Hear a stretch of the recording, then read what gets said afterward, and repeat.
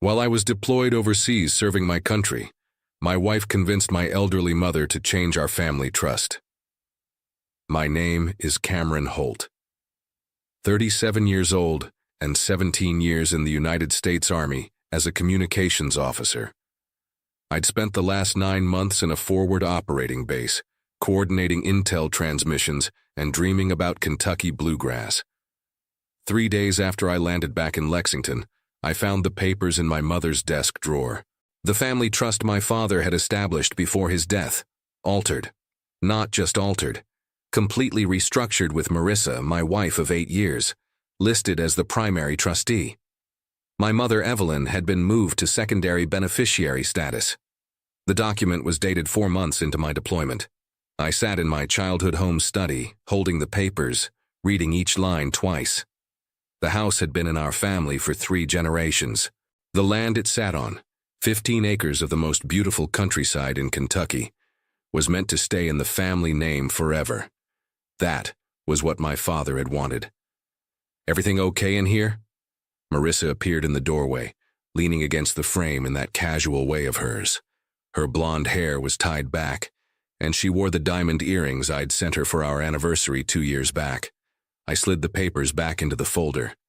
"Just going through some things. Your mom's finances were a mess," she said, voice light and helpful. "I organized everything while you were gone. Someone had to step in." I nodded, not trusting myself to speak. "I've been paying all her bills, handling the property taxes," Marissa continued. "The trust needed updating. Your mother agreed completely." My mother sat in the living room watching a game show with the volume too loud. 82 years old and starting to repeat herself more often. The last few video calls I'd had with her from overseas, she'd seemed confused about what day it was. "Thanks for keeping things organized," I said finally. "I need a little time to adjust to being home." Marissa smiled. "Of course, take all the time you need." That night I sat on the back porch long after Marissa had gone to bed. I watched the silhouettes of old oak trees against the night sky and thought about what my father would have done. A career military man himself, he'd taught me that the loudest person in the room is rarely the strongest. The next morning, I kissed Marissa goodbye as she left for her job at Sundale Financial. I told her I was going to spend the day with Mom. She didn't see me slip the trust documents into my jacket pocket. I met Marissa 10 years ago at a coffee shop near Fort Campbell when I was stationed there. She was sharp, ambitious, and had a way of making people feel special. We were married within a year. She got along well with my mother from the start, something I was grateful for, especially after my father passed away 5 years ago. Dad had been the responsible one, the planner. When he was diagnosed with lung cancer, he made sure everything was in order. "Take care of your mother," he told me on his last day. "The house and land stay in the family. That's non-negotiable." The trust he set up was ironclad, or so I thought. For years, Marissa had complained about living in a rental while sitting on all that land at my mother's place. We could build our own house there, she'd suggested multiple times.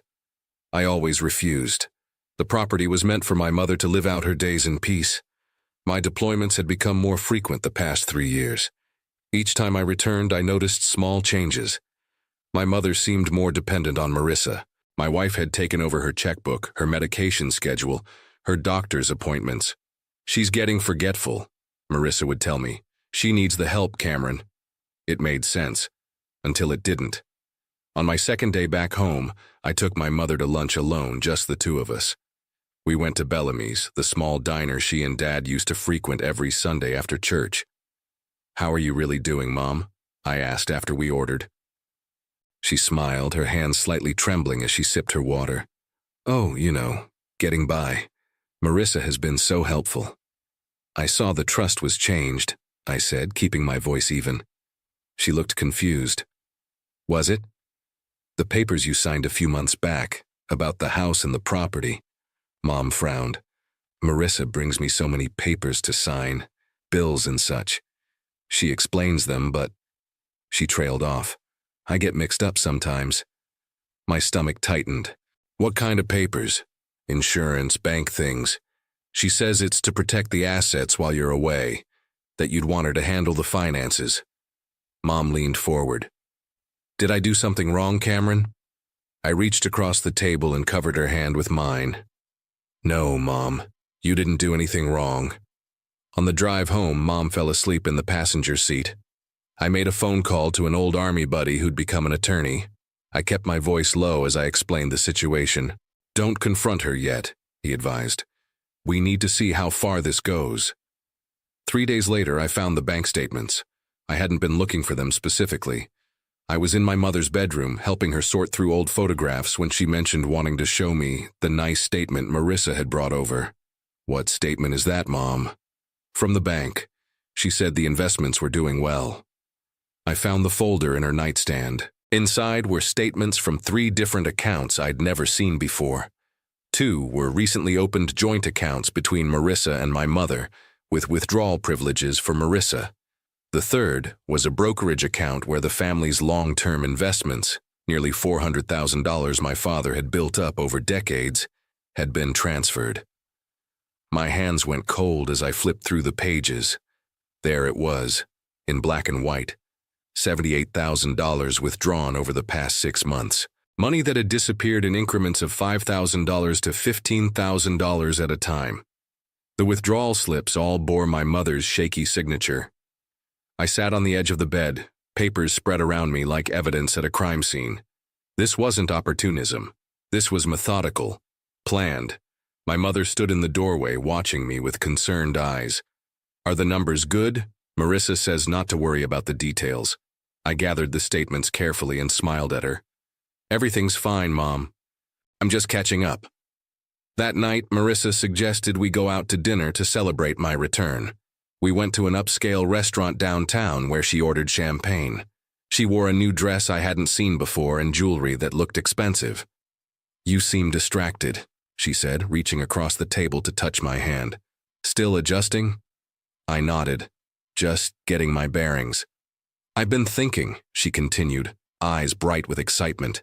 Now that you're home, we should talk about building on your mother's land. I've already spoken with an architect, just preliminary discussions. I took a sip of water. And what would happen to Mom? We'd take care of her, of course, but that house is too big for her now. There's a lovely assisted living community near my office. Very exclusive. That's when I knew. The trust, the accounts, the land, it had all been a calculated move. She'd been planning this for years, waiting for the right moment when I was far away and my mother was at her most vulnerable. I didn't confront her, didn't raise my voice. I smiled and nodded in all the right places as she described her vision for our future home on my family's land.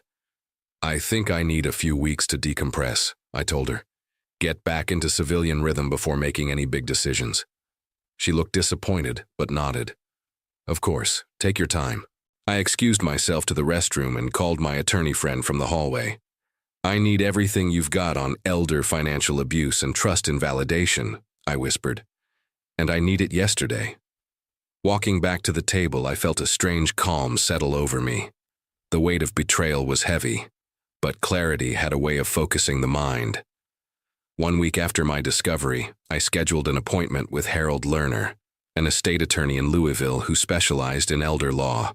I drove the 60 miles alone, telling Marissa I was meeting with old army buddies. Your mother was likely coerced, Harold said after reviewing the documents. His office was lined with law books and smelled of leather and wood polish. But proving it won't be simple. Did she have a cognitive assessment around the time these documents were signed? Not that I know of. I leaned forward in my chair. But she's been forgetting things. Names, dates. She repeats questions. Harold nodded.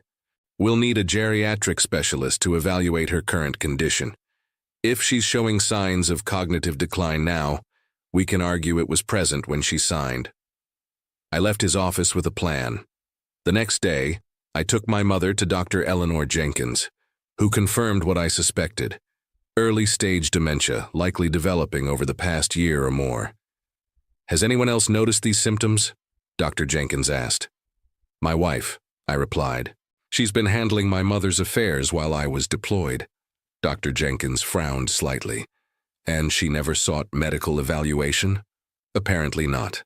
Armed with medical documentation, I decided to approach Marissa directly, not with accusations, but with questions. We sat in the kitchen that evening after my mother had gone to bed. "I took Mom to see a specialist today," I began. "She's showing signs of dementia." Marissa's expression shifted almost imperceptibly. "That's awful, but not surprising. I've noticed her memory issues for some time. Before or after she signed the trust amendment?" Her eyes narrowed slightly. "What are you implying, Cameron?" "Just trying to establish a timeline," I said, keeping my voice level. "For the doctors." "I've done nothing but help your mother while you were gone," she said, voice rising slightly. "Who do you think has been here day after day? Certainly not you." I nodded. "You're right, and I appreciate everything you've done. I'm just concerned about some financial decisions that were made." "What financial decisions?" Her tone sharpened. "The trust amendments, the new joint accounts, the withdrawals. Those were for your mother's care," she snapped. "And household expenses, everything is documented." "I'd like to see those documents." Marissa stood abruptly. "I don't appreciate being interrogated, Cameron, not after everything I've sacrificed. Your mother agreed to all of it." "A woman with dementia," I said quietly. "She wasn't diagnosed then." Marissa grabbed her keys from the counter. "I need some air. We'll discuss this when you're thinking more clearly." She left, the door slamming behind her. I sat alone in the kitchen for a long time, listening to the old house settle around me. The next morning, I received a call from my bank. There had been an attempt to access my personal savings account, an account Marissa's name wasn't on. The attempt had failed due to incorrect password entries. That same afternoon, I found a certified letter addressed to my mother. It was from Cornerstone Assisted Living, confirming her upcoming residency. The move-in date was scheduled for the following month. The contract bore my mother's signature, dated 3 days after I had returned home. When I showed my mother the letter, she looked bewildered. "I don't remember this place. Did I agree to move?" "Marissa says you did," I replied, watching her face. She shook her head slowly. "I don't want to leave my home, Cameron. I promised your father I'd stay here." That night, I changed the passwords on all my accounts and placed a security freeze on my credit. Then I called Harold Lerner again. "It's worse than we thought," I told him, "and I think she knows I'm onto her." 2 days after confronting Marissa, I drove to the county clerk's office. I needed to see the original trust amendment for myself, not the copy Marissa had in the house, but the official recorded document. The clerk, a silver-haired woman named Gladys, pulled the file for me. "Holt Family Trust," she confirmed, sliding the folder across the counter. I opened it and immediately saw something that made my blood run cold. The notary stamp. The document had been notarized by someone named Lauren Davis. "Do you know this notary?" I asked Gladys. She adjusted her glasses and looked at the stamp. "Lauren, of course. She's worked in the Westbrook Law Office for years." Westbrook Law. The same firm where Marissa's college roommate, Vanessa Westbrook, was a partner. A connection Marissa had never mentioned when discussing the trust changes. I thanked Gladys and drove straight to Westbrook Law. The receptionist informed me that Vanessa was in court, but I could speak with her associate, Lauren Davis. Lauren appeared nervous when I introduced myself. "You're Marissa's husband," she said, not quite meeting my eyes. "Is there something I can help you with? You notarized a trust amendment for my mother 6 months ago." She nodded. "I did. Everything was in order." "Was my mother alone when she signed the document?" Lauren hesitated. "I don't recall specifically." "Let me help you recall," I said quietly. "Was my wife present during the signing?" "I really can't discuss." "My mother has dementia, Lauren. Documented dementia. The amendment stripped her of primary control of assets she's held for decades, and somehow, it all happened while I was deployed overseas." Her face paled. "Mr. Holt, I think you should speak with Vanessa about this." "I intend to, but first I'd like to know if you actually witnessed my mother sign those papers, or if you just stamped a document Marissa brought to you." She stood abruptly. "I think this conversation is over." That evening, I received a call from a number I didn't recognize. It was Vanessa Westbrook. "Cameron," she said, her voice tense. "We need to talk." We met at a quiet cafe downtown. Vanessa looked immaculate in her business suit, but her eyes were troubled. "Lauren told me about your visit," she began. "I want to be clear that my firm takes notary standards very seriously." "Did your firm draft the trust amendment?" I asked. She sighed. "No." Marissa brought the document already prepared. "She said it had been drafted by your family attorney with your knowledge." "And my mother? Was she present when it was notarized?" Vanessa looked down at her coffee. "No." Marissa explained that your mother was ill and couldn't come in. Lauren notarized it based on Marissa's assurance that your mother had signed it willingly. "That's illegal," I said flatly. "It is." Vanessa met my eyes. "And I've already contacted the State Bar Association to self-report the violation. Lauren has been suspended pending investigation." "Why are you telling me this?" "Because I've known Marissa since college, and I never thought she'd—" She trailed off. "There's more, Cameron. Last year she asked me about liquidating property assets and transferring funds offshore. I assumed it was for a client of her financial firm. Now I'm not so sure." My mind raced. Offshore accounts, property liquidation, the assisted living contract. How long has she been planning this? I wondered aloud. Vanessa hesitated. "There's one more thing you should know. 3 years ago, Marissa consulted me about divorce proceedings. She wanted to know how military pensions and benefits were divided, whether deployments affected spousal support calculations. The revelation hit me like a physical blow. 3 years ago, right around when my deployment schedule had intensified. "Thank you for your honesty," I said finally. As I left the cafe, I called Harold Lerner again. "I need to move quickly," I told him. "She's been working on this for years." I didn't confront Marissa with what I'd learned. Instead, I smiled through dinner that night as she talked about renovations she wanted to make to the house. I listened as she suggested selling some of the land to fund Mom's care. I nodded when she mentioned meeting with a financial advisor to streamline our investments. Meanwhile, I was building my case. Dr. Jenkins provided a detailed report on my mother's cognitive state, including her professional opinion that the symptoms had been developing for at least 18 months. Harold Lerner filed emergency motions to freeze all assets in the trust and the joint accounts Marissa had established. I hired a private investigator who documented Marissa's spending patterns. The designer clothes, the lunches with real estate developers, the meetings with a luxury home builder. He also uncovered something I hadn't expected: a separate apartment in Louisville, leased 6 months ago under her maiden name, Donovan. 10 days into my investigation, Harold called with news. "The judge has granted our request for temporary guardianship of your mother," he said. "And we've secured a hearing date for next week to contest the trust amendment." That same day, I moved all of my personal possessions from the master bedroom into the guest room. When Marissa questioned me, I blamed sleeping problems from the deployment. "I thrash around too much," I explained. "Don't want to disturb you." The truth was I couldn't stomach sleeping beside her anymore. 3 days before the hearing, I received a package from the private investigator. Inside was a flash drive containing financial records Marissa had tried to delete from her laptop. Records showing transfers from my mother's accounts to pay off Marissa's personal credit card debt. Over $40,000 gone in 6 months. That evening, Marissa approached me in the kitchen.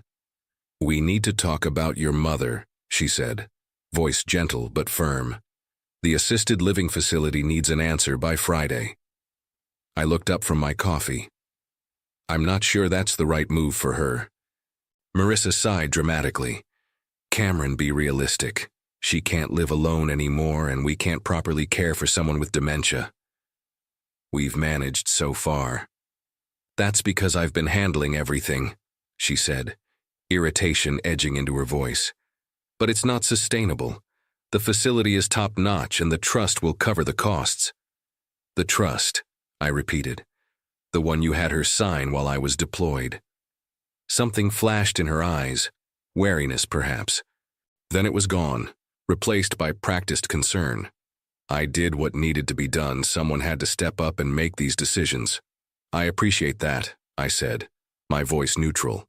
But I'd like to explore other options before moving her. Marissa's smile tightened. The deposit is non-refundable after Friday. You made a deposit already? Of course. Good places have waiting lists. I put down $15,000 to secure her spot. She touched my arm. From her account, not ours. Don't worry. I nodded, filing away this new information. Let me think about it overnight. The next morning, I drove to the assisted living facility myself. The director confirmed the deposit, but seemed confused when I asked about the waiting list. We don't currently have a waiting list, she told me. We have several units available immediately. When I asked about the deposit amount, she checked her records. It shows $5,000 here, she said, paid by Marissa Donovan, and $10,000 unaccounted for. Another piece of the puzzle. That afternoon, I finalized the last details with Harold. All evidence was compiled, all paperwork filed. The forensic accountant had completed her analysis of the financial records. Tomorrow was the hearing. I hadn't told Marissa about it. She would find out when the sheriff's deputy served her with papers in the morning. That night, I sat on the back porch again, looking at the old oak trees my father had loved. For the first time in weeks, I felt something close to peace. When the sheriff's deputy knocked on our door at 7 a.m., Marissa was still in her bathrobe. I watched from the kitchen doorway as she accepted the papers, her face transitioning from confusion to shock as she read them. "What is this?" she demanded, turning to me. "A court hearing? Today?" "To invalidate the trust amendment," I said calmly, "and to address the financial irregularities." "Financial?" She stopped, her face flushing. "This is ridiculous. I've done nothing wrong." "The hearing is at 10 a.m., I continued as if she hadn't spoken. "Judge Harriman's courtroom. You should probably call your attorney." She stared at me, the papers trembling in her hand. "You've been planning this all this time, pretending everything was fine." "Learned from the best," I replied. We arrived separately at the courthouse. Marissa with a hastily assembled legal team from her firm, me with Harold Lerner and my mother, who sat beside me looking small but determined. Judge Elaine Harriman, a stern woman in her 60s, wasted no time. "This is a hearing to determine the validity of amendments made to the Holt Family Trust," she began. For the next 2 hours, Harold methodically presented our case. Dr. Jenkins testified about my mother's cognitive state. The forensic accountant detailed the suspicious transfers. Vanessa Westbrook confirmed the improper notarization. The private investigator presented evidence of the secret apartment and the discrepancies in the assisted living deposit. Throughout it all, Marissa sat rigid, whispering frantically to her attorneys. When it was her turn to testify, she attempted to paint herself as the devoted caretaker, stepping in when no one else would. "I've sacrificed my own career advancement to care for my mother-in-law," she insisted. "Every financial decision was made with her best interests at heart." That's when Harold produced the smoking gun, recorded conversations between Marissa and various real estate developers, discussing development plans for her property once the old woman is moved out. Judge Harriman's face hardened as she listened to Marissa's voice, clear and calculating, planning to profit from my family's land. Judge Harriman's ruling was decisive and comprehensive. "The court finds clear and convincing evidence that Evelyn Holt was not competent to execute the trust amendment," she declared. "Further, there is substantial evidence of undue influence and financial exploitation by Marissa Holt. She ordered the trust restored to its original form, with additional provisions barring Marissa from serving as trustee or beneficiary in any capacity. All joint accounts were to be dissolved, with funds returned to my mother's sole control. A full forensic audit was ordered to track and recover every missing dollar. Additionally," Judge Harriman concluded, "I am referring this matter to the district attorney's office for potential criminal charges related to elder financial abuse and fraud." Marissa didn't look at me as she left the courtroom. I didn't watch her go. Instead, I turned to my mother, who squeezed my hand with surprising strength. "Your father would be proud," she whispered. 1 week later, I moved my mother into the guest house on our property, a small cottage my father had built years ago as his workshop. I hired a full-time nurse to help with her care, using funds recovered from Marissa's spending sprees. The divorce papers were filed the day after the hearing. Marissa didn't contest them. I learned later that she'd left Kentucky, heading for Colorado where her sister lived. The apartment in Louisville was abandoned, the lease forfeited. She'd taken only what she could carry in 2 suitcases. Sometimes in the evenings, I still sit on the back porch, watching the oak trees sway in the Kentucky breeze. The land remains in the family name, just as my father wanted. The trust is secure, with my younger cousin Jason, who recently passed the bar exam, serving as co-trustee alongside me. I don't spend much time thinking about Marissa anymore. Some betrayals cut too deep for anger to sustain. Instead, I focus on the good things. Morning coffee with my mother, weekend visits from old Army friends, the simple peace of knowing that what was almost lost has been preserved. My father used to say that a man's character isn't revealed by how loudly he fights, but by how wisely. In the quiet aftermath of the storm, I finally understand what he meant.